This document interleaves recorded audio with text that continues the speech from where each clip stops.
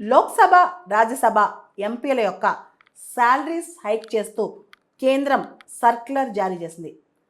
24% hike అవుతున్నాయి.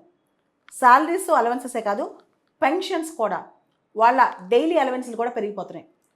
ఇది కూడా రిట్రాస్పెక్ట్ ఎఫెక్ట్ ఏప్రిల్ 1, 2023 నుంచి ఇది అప్లికబుల్ అవుతుంది.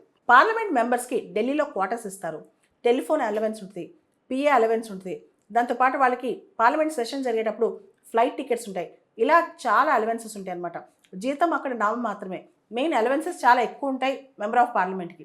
దాంతోపాటు పార్లమెంటరీ క్యాంటీన్ కానీ ఇవన్నీ కూడా వాళ్ళకి చాలా తక్కువ రేట్కి వచ్చేస్తాయి. అక్కడ ఫెసిలిటీస్ అన్నీ కూడా చాలా ఎక్కువ ఉంటాయి అన్నమాట. ఇవన్నీ పక్కన పెడితే జేఎస్ మిల్ అనే పొలిటికల్ థింకర్ ఒక మాట అంటారు. ఆయన బ్రిటిష్ పార్లమెంట్లో ఎంపీగా కూడా చేశారనమాట. ఎంపీలకి జీతాలు వద్దు, membership in parliament is a honour అని చెప్పి. కాకపోతే ఎంపీలు ఎవరైతే నిజంగా నిజాయితీగా బతుకుతారో వాళ్ళకి ఖచ్చితంగా శాలరీ కావాల్సిందే.